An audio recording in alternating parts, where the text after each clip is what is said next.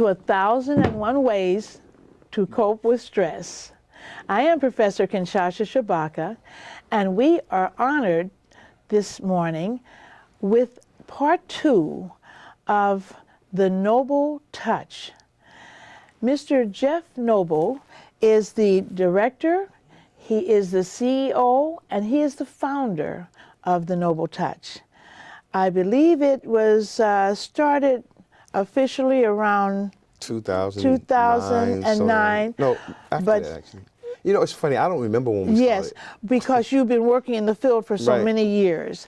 So he's going to share with us, he shared a little bit in the last session about his background, but if you could just repeat this for someone who may not have seen the first session around the Noble Touch, and he's going to tell us a little bit about the energy fields and the areas that he works with. Yes. Okay, yes. Well, thanks again for part 2. It's been, part 1 was fun. What was missed was the middle part in between, which was also a lot of fun, just talking in between. We're going to try to make that up now, though. As far as me concerned, I've been doing energy medicine since 1994 was my first certification in pranic healing. Prior to that, I was doing a lot of neuro-linguistic programming, showing people how to reprogram their mind. And I did that, my first certification, that was 1988. Which means I probably started in 87, so a 6-month program actually. And it was a year program. So I've been doing in this field of holistic healing for a long period of time. Those are the 3 decades almost, right? Those are 2 major modalities that I've studied, although I've studied a lot of other things, also EFT, quantum psychology. There are a lot of different things I've studied. So I consider myself like a pretty well knowledgeable in this particular area. I would say. That's putting it modestly. I know a little bit. Yes, right, yes. Well, that is what I found, that many people who are extremely knowledgeable, they realize how little they know. Nothing. And that is your humility, and we appreciate that. But we now are wanting you to share some of this vast knowledge that you have. Okay. Well, there are a number of things that when you came by and saw the healers doing things, first thing is you have to have a mind to heal. You have to have the heart of a healer to be a good healer, because the technique doesn't really matter if you don't have a heart to heal. Heart to heal is the most important thing. You have to have a love for people and a sincere desire to help people in order to be a phenomenal healer and to learn very quickly and to develop your gift. Because unlike what people think, everyone can heal. I can teach anyone to become a healer. People think that people have the gift of healing. Yes, there are people that have the gift of healing. But anyone can become a healer. It's like there could be a baseball player who's good naturally, but then there's someone that can work really hard and become better than a natural player if the natural player doesn't continue to develop their skill. So anyone can become a healer. I've proven that over and over again. I've taken all kinds of people from all kinds of backgrounds, and they've become phenomenal healers. As a matter of fact, the most thing I'm proud of right now my entire life is my healers. That's the thing I'm most proud of in my life are the healers that I've trained, especially the ones that go out there and do the work, because they are changing and transforming the world by bringing more light into it. I can witness that. So if I die today, I know that there's been a difference made and there's been a legacy left of people who can transform the world through bringing more light into it. Incredible. Now, the one thing that I think is important to realize, that besides the fact that we all have the ability to heal, that the power is in our hands. The power's in our hands. Literally. We literally train our hands to be instruments for healing. Most people have hands, so you can train these things. Like, if you did nothing more than something like this, you touched your hand, if you shook your hands like this, you open them and close them, tight, squeeze tight, open, and just touch the palm of your hands like this. And you put your hands together. And the studio's kind of cool, and you focus on your palms, you'll start feeling some type of, most people feel like a tingling. Energy, or I feel that. Warmth or something like that. And if they move their hand like this, they feel it more. Now, what really blows people away, and you, the audience, you can do this also. What really blows people away if they feel their hand like this. And once again, you have to focus on the palm, continue to breathe deeply in and out about 6 times, and you feel either repulsion, people feel like it's repelling, some people feel warmth, some people feel tingling. What do you feel? Wow. I feel a pull. I feel like an energetic pull. You know, it's pulling my hands now together. Now do like this. Energy. You can still feel it. Yes, you can. Right. It's almost like an accordion. Yes, it's energetic. You feel that energy. Now watch this. This is the most powerful part of the whole thing. But this is the most powerful part. Try this. Put your hands, put your hands like this now. And feel the energy in both hands. I do. Okay. Now tell the energy in your left hand to move into your right hand. You say that silently to myself? Say it silently. Say, energy in my left hand, please move to my right hand. And just be aware. Oh. It's kind of creepy in a way. It's a little creepy. Oh my God. Now tell the energy in your right hand to move back to your left hand. So that all the energy in your right hand moves to your left hand.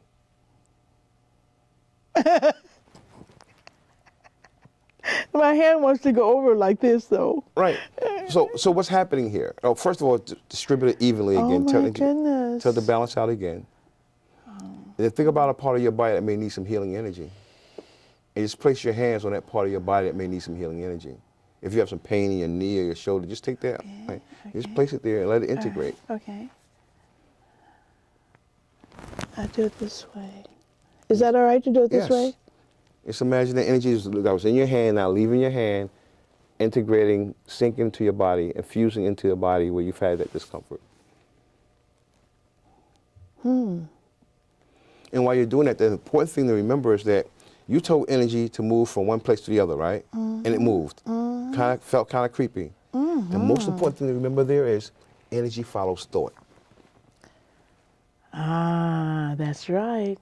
So what you put in your head or what you allow to get into your head has everything to do with your actions. So what are you speaking into the universe? Oh. What energy are you putting into the universe? You are a broadcast. We're in a broadcast studio. We are broadcasting stations. The question is, what are we broadcasting into the universe? Because our life is a reflection of that. Absolutely. And then what signals are you receiving and how are you interpreting the signals? Or even what signals are you allow yourself to receive? Because I think on some levels, if we allow a message to come into ourselves and we accept it, that we respond to that. But if you don't allow... No, even if you allow it, it's one thing. To accept it is the key. Yes. Because some things you can't, they just come. That's right. Even if you don't want to allow them, they just come. That's right. It's how you respond to and how you receive it that makes a difference. I have said to people, for example, you are in a negative field right now, and you're trying to transfer that to me. I do not accept it. I will try to help you with your negative, but you're not going to affect me. I'm going to still remain the positive, optimistic person that I choose to be. Right. And I will not allow you to invade my aura. I've had to say this to people, and when they get it, they leave me alone. But I say, at the same time, I really encourage you, I beseech you to work on yourself. Right. Well, let's talk about what you just said. Then I'll kind of demonstrate some of the stuff that we've done during the workshop. Because there are people that you can talk to on the telephone. Yes. And you call them or they call you, you may be in a good mood. But when you get off the phone, they've dumped all that stuff on you, and you're exhausted. Yes. I call those people spiritual vampires. They are. But we don't realize that there's spiritual cords that connect all of us to things, situations, and events. And so it's like a pipeline. And you have all this energy, and they have no energy, so that plant, being that person, has not been watered. Wow. They see you as that watering hole. And they're not doing it mentally. They're not saying, she has more energy than me, I want some more energy, I'm gonna suck it out of her. They're not saying that. But their spirit, their soul knows that it's weakened and that it needs some fuel. That's right. To get back, to get robust again. So because you are the watering hole, it just says, wow. So by the time it's all over with, you feel drained, but they feel great. We have to learn to protect ourselves from that type of things by learning how to cut these spiritual connections to people sometimes. And let it go. Otherwise, and it happens with healers especially, I have to continually make sure that my body is cleansed because my students are connected to me. People I talk to are connected to me. There are a lot of people who are connected to me. Now, how do you cleanse your body? How do you cleanse your spirit? There are a number of different ways. I will start with the basic stuff. First of all, either myself or I pay people, some of my healers, other people, to continue to cut my cords so that people who are connected to me get disconnected immediately. And events. That's one thing. When I take showers after I do healing work, I use Barnes soap or some type of soap. I put salt on it because the salt dissolves the bioplastic contamination. Okay. And so it's like a scrub. Okay. And I scrub my body with that. With soap, huh? With soap, with regular liquid soap and with salt. Okay. And I don't need Himalaya pink salt in it. I go get me a 99-cent Box box of- of salt and put it in the soap, and that's what I do. Wow. If it's deeper I use than the that, sea salt. okay, well, Is that okay? it's fine. I just don't use it. I use regular salt. Regular salt will do it, right? If it gets okay. deeper than that, what I'll use coffee. So I may put the coffee on the soap. In addition to the salt? Yes. When I did a lot of work, I use the coffee in addition to the salt. Wow. And rub that on your body. I get in the shower, I wet my body, I rub it over my whole body, let it sit for about 2 or 3 minutes, then I shower it off. Wow. That's a very powerful cleanser. Now, if you need more than that, you get in the bathtub, you can do the same thing.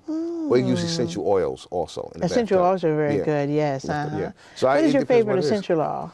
Do you have one? Whichever one I have in my hand at the time. Oh, No, okay. I have a lot of different essential oils that I like, Yes, so I don't right. have a favorite one. I like the basic ones, but then there's certain blends that I use also that are combinations of the different ones. That I like. But those you can leave on your body after you've cleansed it, can't you? Yeah. Yeah. So after you do the salt and the water, then you can use the essential oils to just leave on your body. Yeah, Yes. that's wonderful. Yes. And sometimes I put in the bathtub too, though. It just Yes, depends on right. how dirty I feel I am, and I can just do And like you this can and feel my tell. body. Yeah.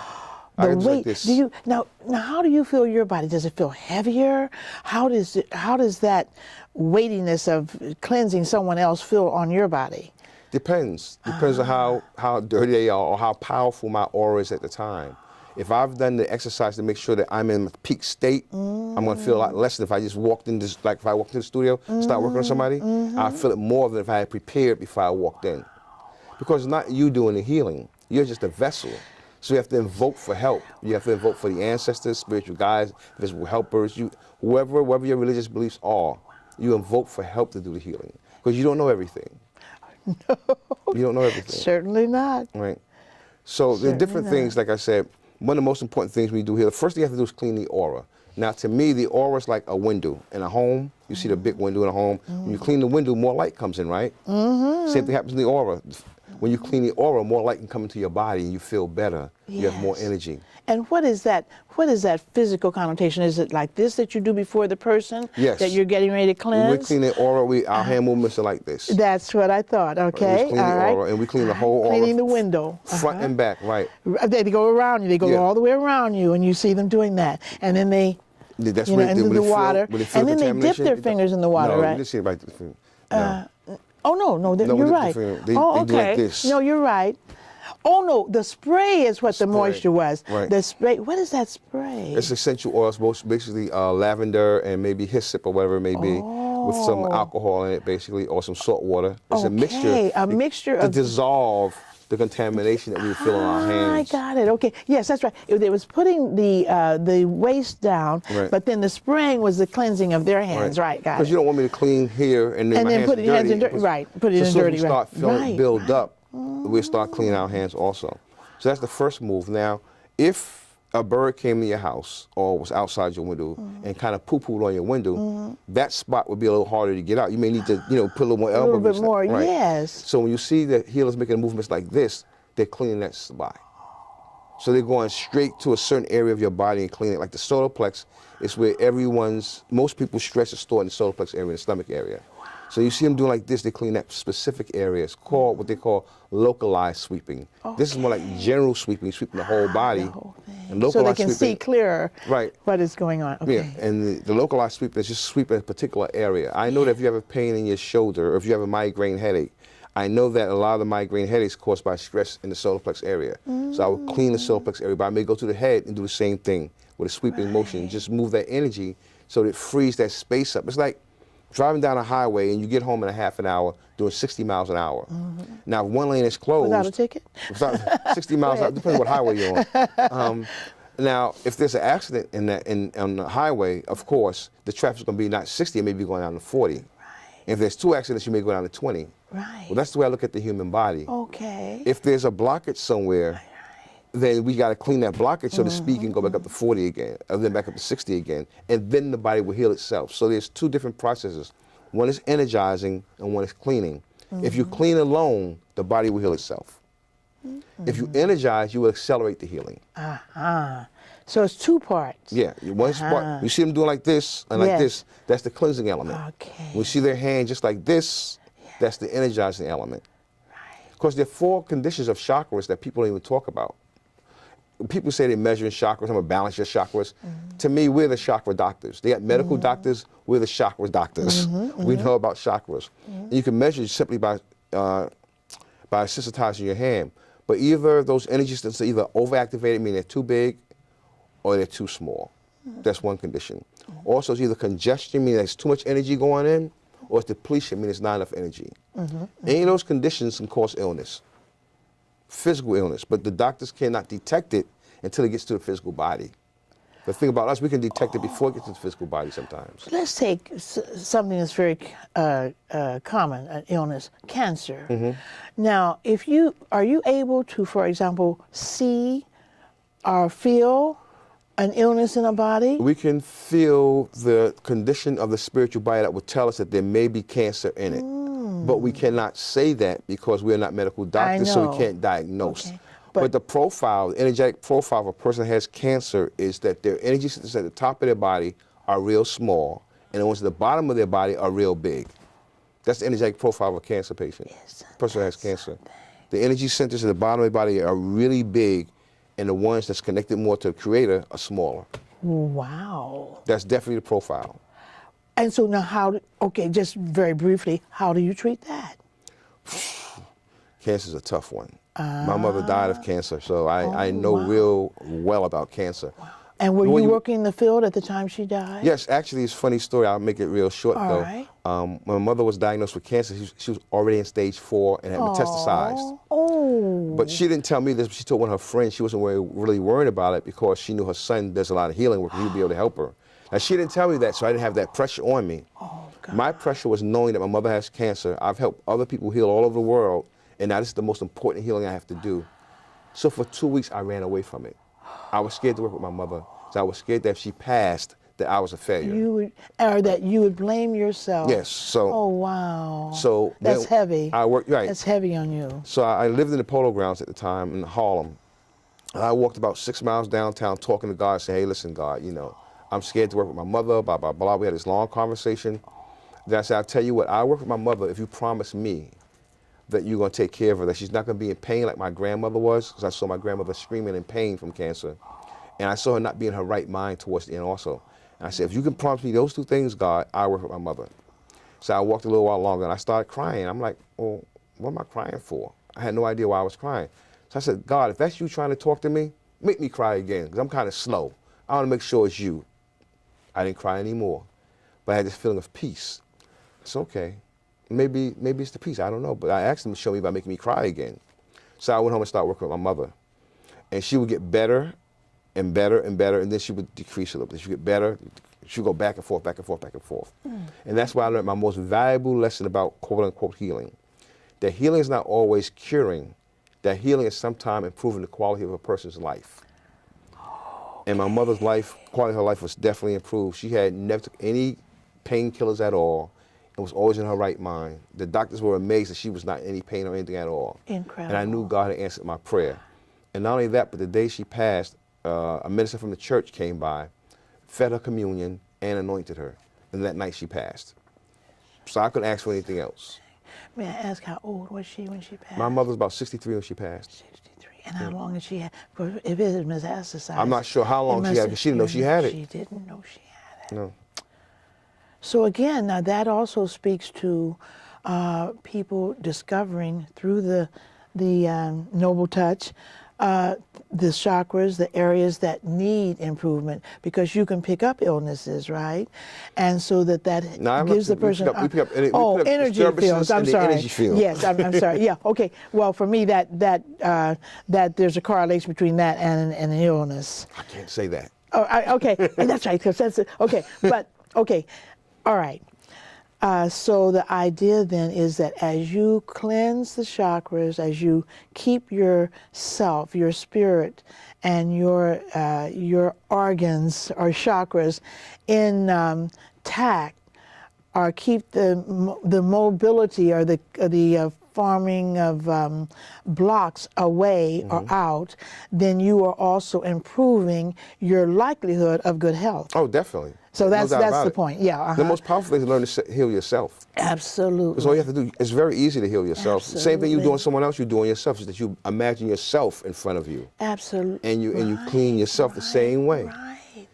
Oh, then you do self-cleaning also. Yes, self-healing. It's called self-healing. And so you use the same... The same exact thing, Isn't except for you that imagine yourself in front of you. something? Or put a picture of yourself in front of you. Wow. You can regenerate organs. We have healers whose mother she's 83 now, 84, 85. Yes. Whose mother was supposed to be dead 5 years ago. She has COPD, but the daughter, her son is a healer also. Her sister's a healer. They took turns working on their mother. 83 years old, hardly uses her oxygen, still going. Incredible. We have women who regenerate her father's kidneys. They want to put him on dialysis. He went 5 more years without having to go use dialysis before he finally passed. Incredible. But it's just, I mean, it's all It's phenomenal. all here. It really is phenomenal. That's because we're phenomenal. We just don't know. We let this our past get in the way and realize how great we really are. Well, but again, there it is in the Yeah, head. yeah. If you believe it, you know. Well, if you believe that you're made in the image and the likeness of God, if you believe that, not talk about it, But believe it, Yeah. and you step into that power, there's no telling what you can do. Absolutely. We talk about it, we Yes. intellectualize about it. I know. But do we really absorb that possibility and realize that you are in that who you are? But you know, that takes on not just a spiritual, but a visceral quality. Yes. I mean, you literally feel it in your every cell of your body. And you move through life that feels way. that power. But guess what happens? What? People start calling you strange, start looking at you funny, Yeah. start ostracizing you. Yeah. I mean, Oh, then I'm on the way.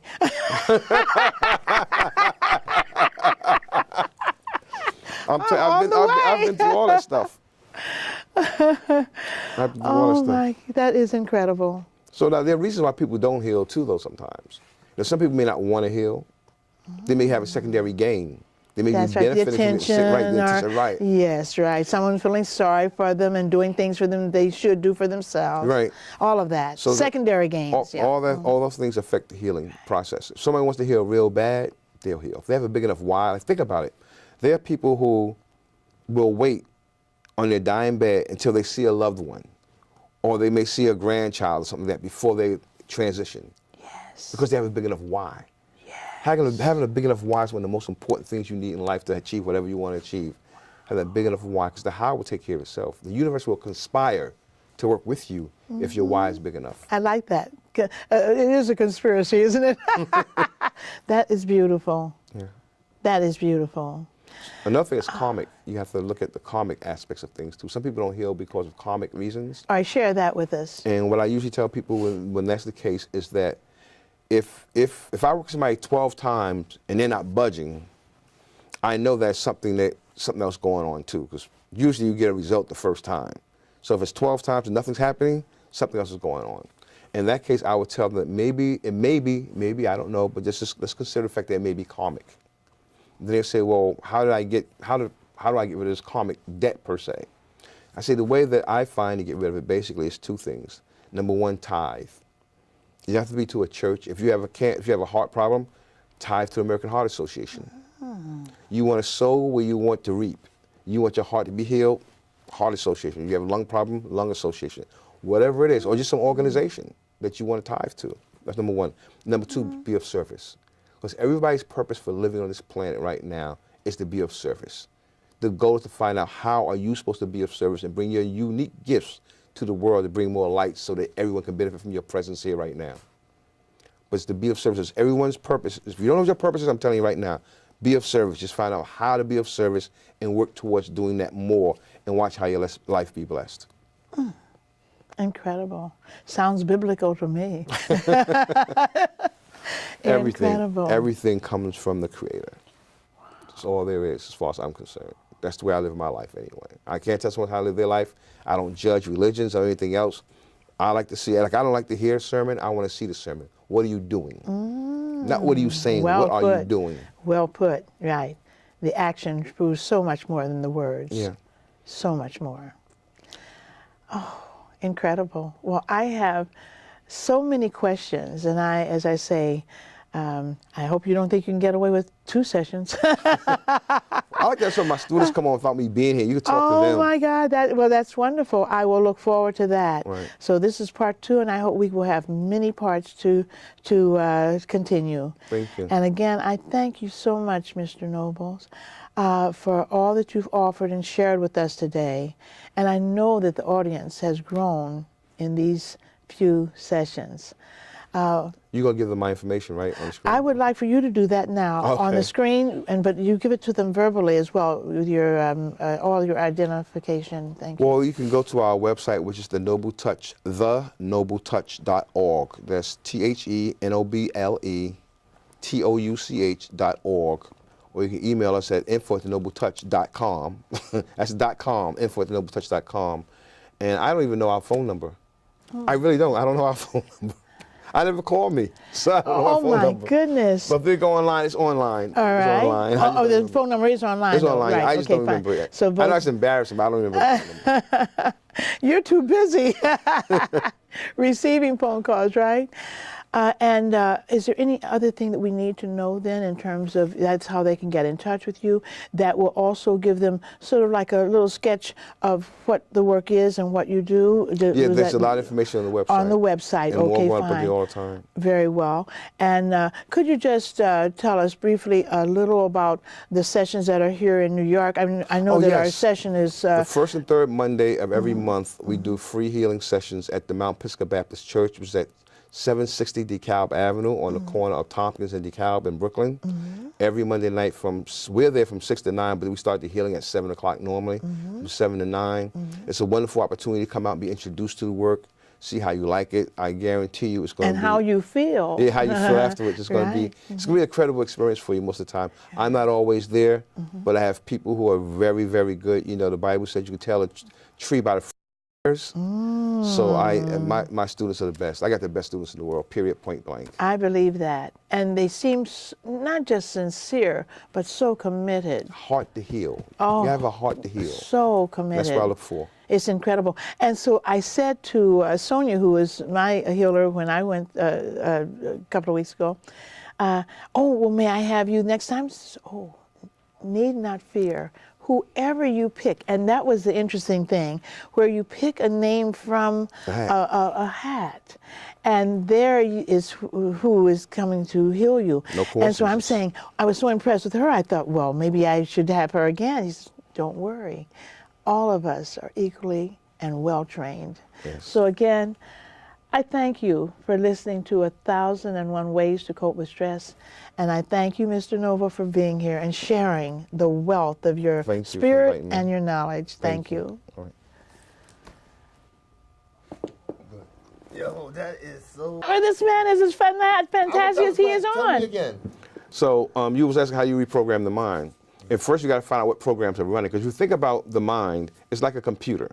So there's the outside world, right? That's the keyboard. Then you got the CPU, meaning there's where the programs are and the software. And then you have a printer. So the outside world says something. You type it in, and it goes to the CPU, say, how am I supposed to respond to this? That was just typed in. And it says, let me see what software I have that matches this outside interference. And then if it has a program, it's going to kick out a behavior. That's the printout. If there's no program there, then nothing's going to come out. You're not going to respond. Most of us have programs that's been in there for a long time that are negative. So you got to put a firewall there, or you have to erase the program. Wow. Well You understand what I'm saying? put. So the way you do that is you have to change the things you're saying to yourself about whatever the situation is, or your response to the situation, because what happens in the outside world really doesn't matter. It's how you perceive it and respond to it that gives it power or takes away the power that was intended when it was sent to you. It's how you respond to it. So it's like, what programs did you have running? What are you saying to yourself about what happened? And what images are you making about what happened in your head that's causing your nervous system to be either negative, positive, or neutral about what just happened? You with me? So let's say self-talk. Right. When people have negative self-talk, they're beating up on themselves all the time. If you do nothing more than change, remember, that's hardwired now into your nervous system. Every time you say that to yourself in that tone, your mind, your body says, I'm supposed to respond this way. It's already hardwired into your nervous system. So you do nothing more than change the location first of all, you have to be aware of where you're saying that. Say I'm saying I'm a worthless piece of crap.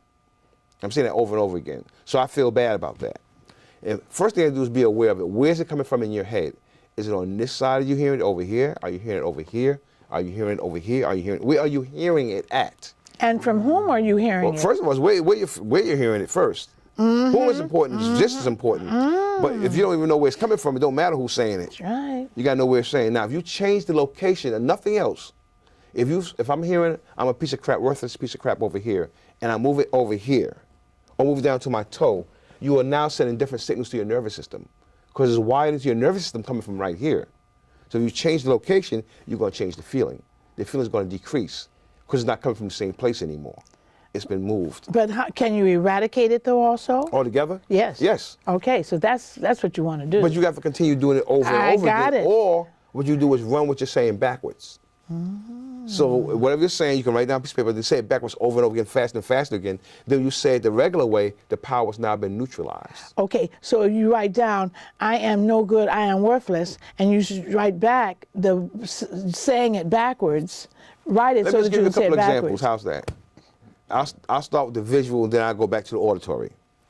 So visually, think about somebody you really enjoy being with.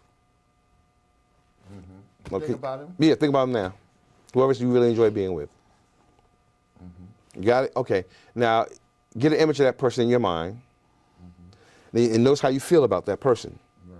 Now, take that image and push it back to the size of a postage stamp and make it a black and white image. Just move it back so it's the size of a Okay. postage stamp and make it a black and white image. Okay. Does that change your feeling? Think about them now with them being that small and black and white as opposed to where they were, and just notice how you feel about them now. Does it change the feeling? Is it still the same? A little bit. Okay. I mean, in other words, you diminish their value. But if you diminish someone's value, you're going to change your feelings. Yeah, you can. If you diminish someone's value in your life, your feelings about them have changed. That's it. Right. Right? Yeah. So I know it's hard to get intellectually because we're not used to doing it. Right. Right. But you change something, just make that small change, or just be aware where you see the image of that person you enjoy, Right. and move the image somewhere else, and look at that same person somewhere else in your mind's eye. When you start making those variables, you're changing the signal that you send into your nervous system because they're wired in there. When I see this person like this, in this location, I feel this way. Like you change the phone number when you move it. It's like you're changing the phone number. What is so interesting about that is it also changes the way you respond to them. Yes, of In course other it words, does. you literally are not, if a person is a big image to you, very important therefore to you, and then you diminish it, then what they say to you doesn't have the same effect as the smaller image. No, it doesn't. It can't. You've diminished it. So you've diminished the importance, and therefore you've diminished the effect it has upon you, on your neurological system, Right. Wow. and the way you respond. Absolutely. You see, so Just like when somebody's doing something to you, yes, right, like that's evil, and then got you responding. Normally you wouldn't be responding like that because you're happy-go-lucky, but now you like angry. right, and then that's you gotta right, Take that person who drove that thought that's right. and see that person and then minimize And look, that also means, meditation. but look, no, that you also, do it consciously. You have to be in meditation. You do it consciously. Yeah. You can do it on the spot almost. But my bigger question, if I was working with someone like that, I would say, okay, well, that's this person, but how do you know to get angry? What's in the computer? What's in the software that tells you you're supposed to get angry? Let's change that. Then you won't even change it for him. You change for anyone else that's like him. See, that's an isolated one. But if you want the bigger change, the grander change, because I can work on this and change your response to that person. But if I want to change your response to anyone that's like him, I'll go back to the computer and change it in the computer. So that's But- the thought that you embedded in your head, by like constantly thinking of that. So you got to change your thinking in a sense. it doesn't have to be conscious. It can No, it's be not unconscious. conscious. It's mostly unconscious. It's neurological. It's like a wiring. Like he explained at first, it's an energy system. You're an energy system. And one other thing I wanted to point out though, and I've pointed this out to you before, is you put that person in a controlling position when they're big and up there, so that they're controlling you, And that's what I was saying to you earlier, I mean, another conversation, that you're allowing them to control you. Right. Does that make sense what I'm saying? Yeah. Mm-hmm. Do you have someone that's kind of like an authority figure over you? Yeah. Okay, get a picture of you and them interacting in your mind. Interacting? Interacting. Yeah. You and that person that you think is an authority figure, get a picture of them and you interacting inside your mind. Right now. Right now? Yeah. Mm-hmm.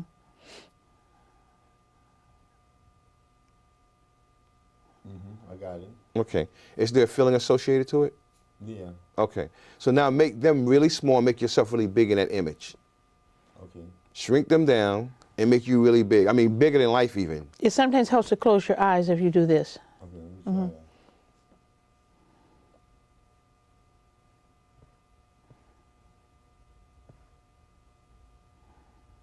Tell us when you're there. I'm there now. And what's the difference in your feeling? When you make I yourself, feel secure. you feel more secure. Right. Now, if you want to really be really silly with it, you can hear them saying whatever they're trying to say to you, but in a cartoon's character's voice. Exactly. But you know what I felt?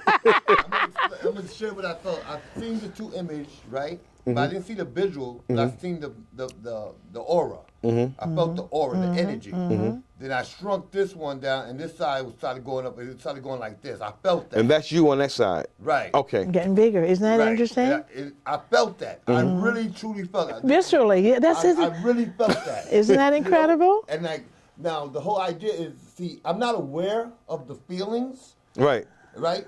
But that moment. Wait a minute. I'm not aware of the feelings, but I felt that. Okay, go ahead. How is that? You know, I didn't know what to find. But Right. I felt that. Right. Because what you told me about from your instruction. Right. I felt it. In the beginning, I didn't see the image, but I Right. seen the shape like two people. Right. So I just put myself on this side and I put it on this side. You did it Then perfectly. you told me to do what I had to do. Then I felt it going this way. I really Isn't feel that incredible? But I isn't really- this? But wow. isn't this powerful? That is powerful. Isn't that you done powerful? taught me how to look at situation when I get stressed out. Oh, sure. Well, that'll help you. Yeah. Obviously. And another thing about when you say you was cleaning the aura, when you was talking about cleaning the aura, Sweeping right? clean. And you was Cleaning the window. Cleaning the window, right? And then you said, okay, you were saying cleaning the window.